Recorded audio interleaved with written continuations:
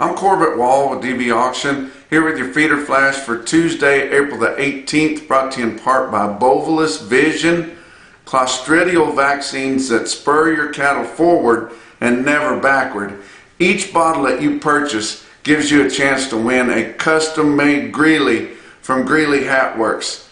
For more information, go to poweredbyspur.com. Make sure the hyphens are in there between Powered by Spur. And also Beaver County Stockyards, Beaver, Oklahoma.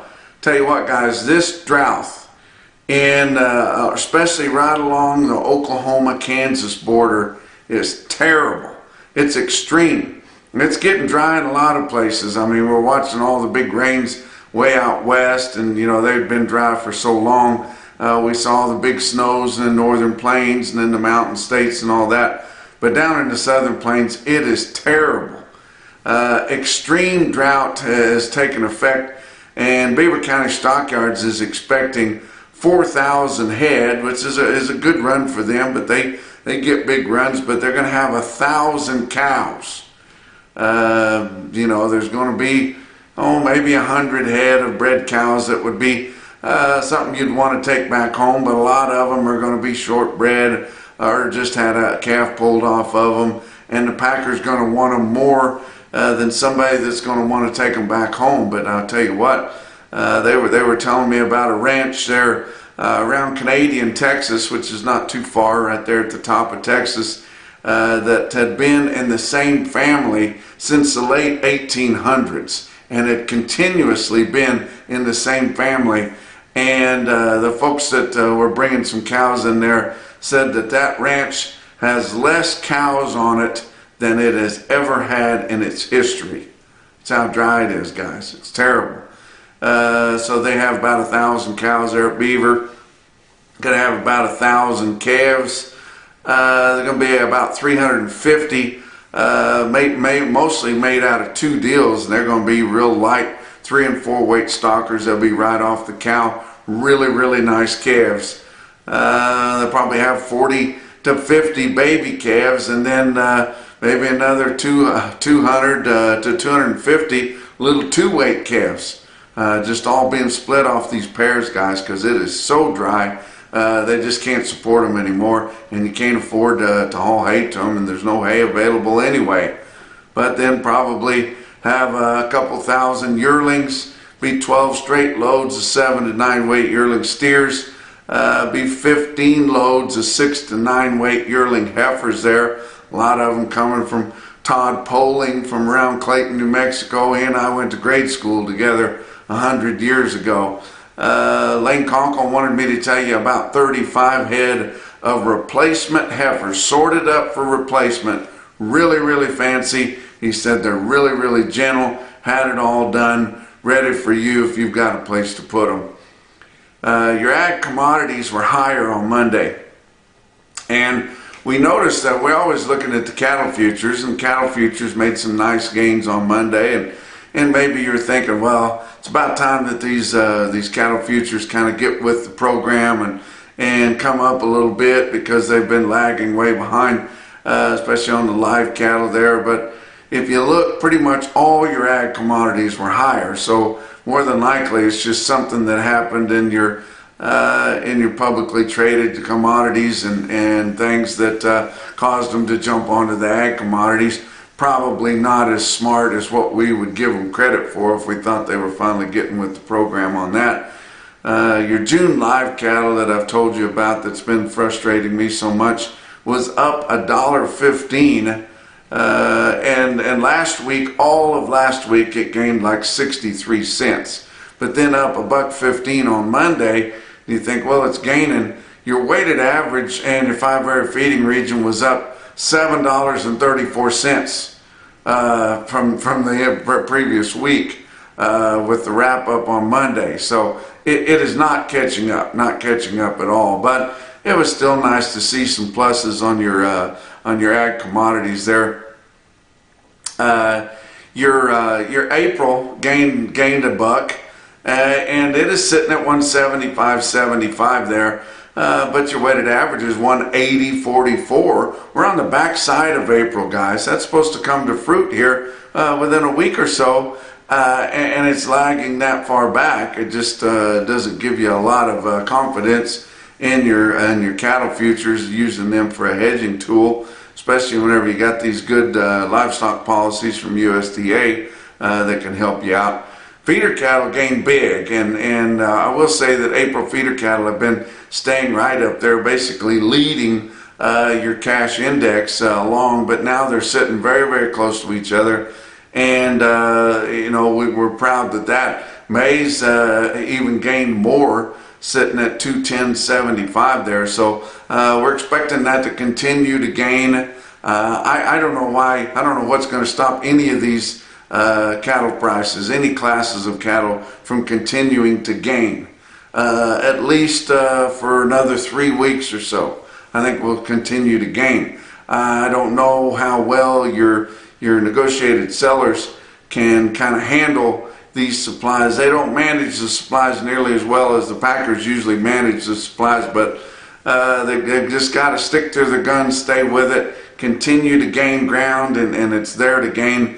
These packers are short bought, weights are down, they don't have much product to sell, and they've sold and promised a lot of product for this time of year, because right now is when the demand gets the best for these many of these beef products. But it's an unprecedented supply situation that we've been waiting on, and it took a lot of guys. Seems like you have to be completely broken down bottom before things get any better, and that's kind of where it's at right now. If you've been lucky enough to continue and you've got some cattle numbers, you've got some available, you want to cash in on them. It's tax day. Most cattle producers turn in losses all the time, especially if they've got another job and they want to get that tax money back. But eventually you have to show that you can make some money in the cattle business. It'll be hard not to show it at the end of this year, but that's a good thing once in a while if you ask your banker there. But let's talk about your board and all the particulars on April live cattle futures. We're up $1 at 175.75. June was up $1.15 at 164.75, running about $15 behind which cash market is sitting here late in April, guys. Back months were up 65 cents to up $1.20. Feeder cattle for April was up $2.15 at 205.55. May was up $2.85 at 210.75. Back months on feeder cattle up 55 to up $1.40. May corn was up big also, so didn't gain a whole lot there. Up 10 1/4 cents a bushel at 676 1/2. New crop December up 6 3/4 cents at 566 3/4. May beans were up 16 1/2 at 15.17, and November was up 10 cents at 13.11 1/2 cents a bushel. Weighted average on all of last week's negotiated fed cattle trade in your 5-area feeding region totaled up to be 73,400 head, compared to 83,600 the previous week and 87,800 the same week a year ago. They're hungry for cattle and not getting as many bought as they would like to. Not that many cattle ready, guys. They're not quite ripe yet. But live sales of steers and heifers range from 170, which is on the bottom end. There was only 233 head that traded at 170. Your logical bottom would be 175, but the 170's there, all the way up to 186, where we saw 1,056 head of cattle trade at 186, but that's $3.50 to $8 higher. Weighted average on live steers was 180.44, up $7.34. Your dress trade ranged from 280 to 298. We hadn't heard the 298 till the very tail end of the week. There was about 80 head that sold at 298, so it's in there. That's $8 to $15 higher on a dress basis. Weighted average on dress steers was 289.77, up $11.12. Nationwide negotiated trade totaled 86,800 compared to 103,000 the previous week, and 97,100 head same week a year ago. See how the packers are just falling a little bit behind. Of that 86,800, about 25% of them or for the 15 to 30 day delivery. I don't think that's going to be enough to give them a foothold to set us up for a hump in the market. But 86,800 negotiated, 52,700 negotiated grid, 38,400 forward contracts, and 245,400 formula deals. Of your negotiated trade, which is all important, it was mostly all in the northern plains. 25,500 in Iowa, 28,600 in Nebraska, 11,300 in Kansas, and 8,100 head in Texas traded negotiated last week. Box beef cutout values sharply higher to start the week out. It would be nice to be the Packers whenever they have to pay more for the product that they have to buy. They just charge more for the product that they sell. It would be nice to be able to do that. Very, very, very rarely are the Packers ever in the red ink. They're not even in the red ink now, and that's from what they tell you they're doing. I would argue with somebody that says they're really ever in the red ink, because there's a lot more going on there than what we understand, and we don't know what all is going on behind those closed doors. But choice cuts up 336 at 305.98. Selects up 545 for the first day of the week at 289.32. Slaughter was good. You see, they're making money still, even though cattle are a lot higher. 125,000 harvest for Monday. That's about as good as we ever get, guys, and a lot better than we had the last couple of weeks to start off. What else is going on? Night Latch Group, Andy Cunningham there in western Oklahoma. I want you to hang on to your investment. Manage corn and cattle together with no margin calls. How would that be? For more information, get in touch with him at nightlatch.net. Talk about your feeder cattle market, your real-time index on DV auction. Late in the day on Monday, based on the 7 to 899 pound cash auction steers up through the middle 12 states, just like the CME. Late on Monday, sitting at 205.31, up another 13 cents. CME's finally caught up. It's 205.64 with some big high volume, high price sales on Friday that finally got it caught up. Talk about your big Monday sales. Oklahoma National Stockyards in Oklahoma City at 9,300 head. Feeder steers were mostly steady. Feeder heifers were steady to $3 higher. Steer calves $3 to $8 higher. Heifer calves steady to $5 higher. Everything's higher. Joplin Regional Stockyards, 8,400 head for them. Cattle were mostly steady to $4 higher. Maybe an exception on some peewee steers weighing in the 2s and 3s that sold so crazy the previous week, and they were a pinch lower. Your Zoetis stick-out sale of the day was Sioux Falls Regional Livestock in Worthing, South Dakota. That's a DV auction broadcasting barn, 3,900 head there.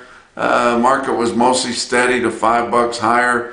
They're getting a little wild on their trend there, but I don't like to do that. Talk about your best tested weights. Look at this automated market report through Cattle Market Central, and you see that 243 head of 6-weight steers averaged 640 pounds, weighted average price $237.69. 286 head of 7-weight steers averaged 742, weighted average price $226.95. There was 369 head of 8-weight steers in Sioux Falls Regional Stockyards there, 858 pounds on the average, 202 and a quarter weighted average price, and 434 head of 9-weight steers, average weight 936, average price $192.03. Look at some heifers, 336 head of 6-weight heifers, average 659, weighted average price $210.65.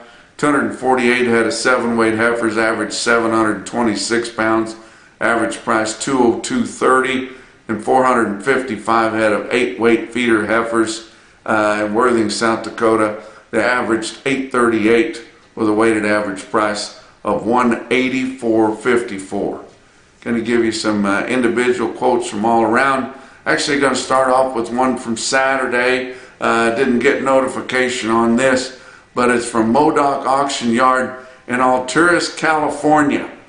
We're going to be broadcasting that barn as soon as we are passing by Alturas, California. You got to be wanting to go to Alturas, California to go there. That is cowboy country, guys, up in the northern part of California. Just like Hank Williams Jr. says, North California and South Alabama.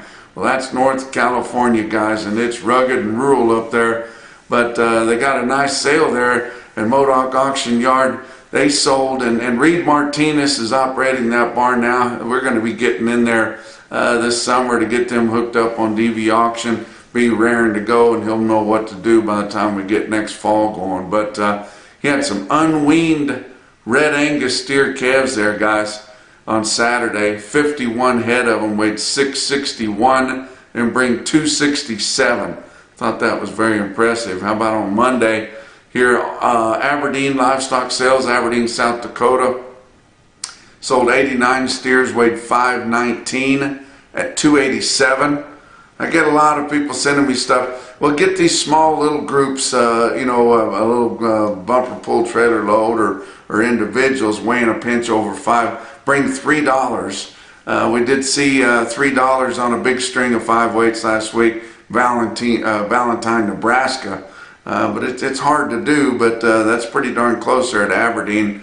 How about Elgin livestock sales in Elgin, Nebraska? That's eastern Nebraska, guys. 61 head of 1,046-pound big feeding steers bring $192. But the most impressive quote that I saw anywhere on Monday, your Macrocin, no BS, top quote for the day, indeed come out of Sioux Falls Regional Livestock in Worthing, South Dakota. It was 52 steers, weighed 866 at 211.75. That's your feeder flash for Tuesday.